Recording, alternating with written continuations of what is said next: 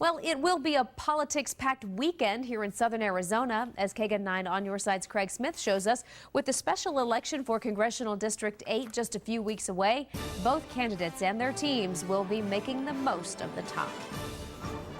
This weekend, the Pima County Fair will be more than a place for fun and fried food, because it's a hot spot for people. It's a hot spot for politics. So the congressional campaigns of Jesse Kelly and Ron Barber will be there working to win over voters.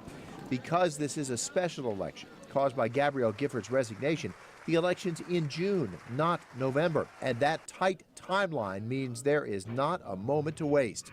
Tuesday, while Jesse Kelly took a moment to celebrate his nomination, Ron Barber's backers were working the phone banks. Now, the weekend is a prime time to put volunteers to work. You got the weekend ahead. What sort of opportunity does that present for you? Well, this is a great weekend.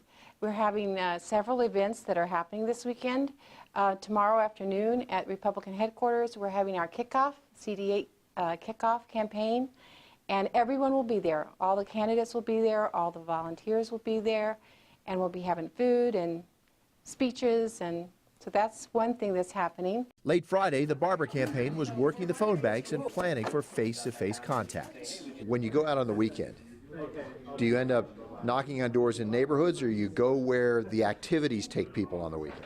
It's a combination of both. We definitely want to be out there, visible at all the community events with the county fair starting up and other events going on around southern Arizona. Certainly we'll have a presence there, but we like talking to individual voters about the issues that they're concerned about. Now, this really is a challenging situation for the Kelly and Barber campaigns. They have a very quick run to the election on June 12th.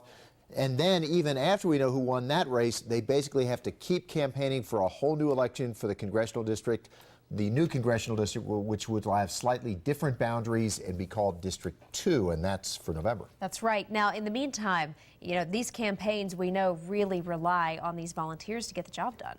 Now, all campaigns do, but in this case, we might see a little more use of mass media because there's so much need to meet up with, to pass that word so quickly.